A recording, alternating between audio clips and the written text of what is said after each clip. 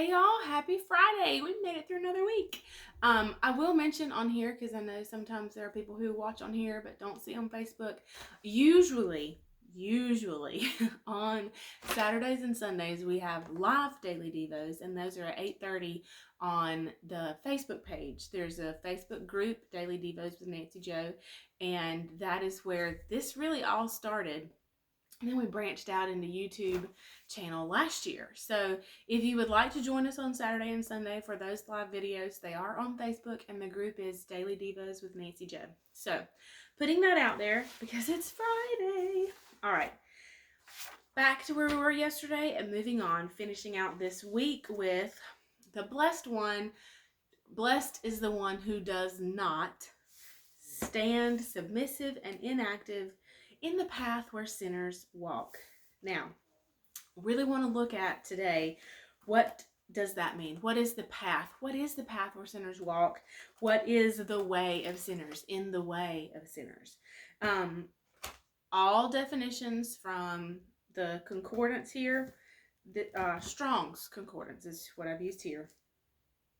The road, the road of sinners, the way of sinners, the path of sinners, the journey of sinners, the direction of sinners, the manners of sinners, mannerisms, and habits of sinners, the course of life, and moral character. Those two are probably the most accurate, or the most eye-opening as to what he's talking about here.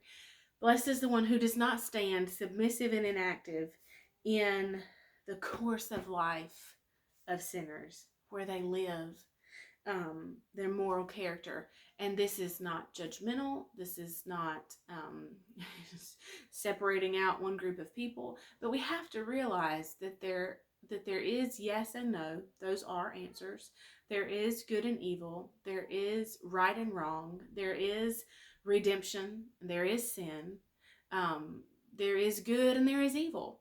There are choices and extreme opposites that are not gray in the middle, but are yes and no. And of course, that this Psalm 1, is talking about two different groups of people. We talked about this in the very beginning, that you have the blessed one, and then you have the not blessed one. And basically it's because of the choices. And the not blessed one, I say not blessed one, is called the wicked. In verse 4, which we'll get to, it actually says, not so the wicked. Not so the wicked. And so we are not to sit submissive, inactive, dull, doing nothing, sluggish, disengaged, yielding, passive, unresisting in the path where sinners walk, in their habits, course of life, in their directions, in their journeys. So if we aren't supposed to be submissive and inactive, then we should be, and this is really interesting. So I looked up antonyms to submissive and inactive, or to submissive. Because the opposite of inactive would be that we were active. So that was easy enough for me to think of. But an antonym is the complete opposite. So I looked up words that would be the complete opposite of submissive, and they all sounded really, really bad, really negative. And it's good sometimes to be what was the word, was unresisting. So sometimes it's good to resist. There are things that we should resist. The Bible tells us lots of things that we should resist. So resistance is not always a bad thing. But in my searching and digging, it really made it sound like a bad thing. So we should be non-compliant in the path, in the way of sinners. We should be different, non-compliant. We should be active. Some other antonyms of submissive are contrary, incompliant, insubordinate, resistive, fighting, and I loved unyielding. That we would be unyielding in the way of sinners, in the path of sinners.